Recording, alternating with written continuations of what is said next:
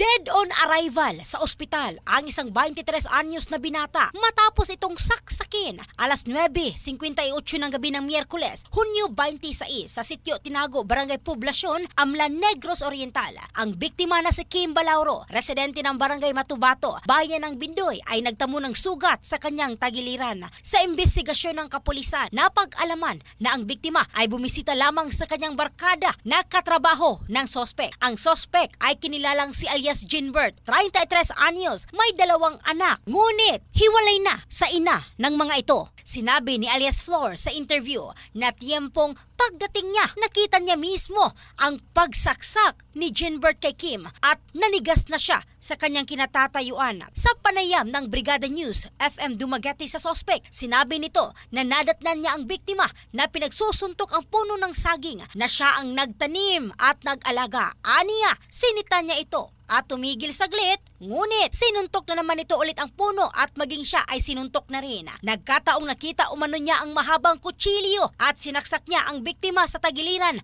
ng isang beses. Kahit na wala umano siyang intensyong patayin si Kim, sinabi ni Jinbert na handa siyang harapin ang kasalanang nagawa. In the heart of changing lives, ito si Michelle Craste ng Brigada News Philippines, the Music News Authority.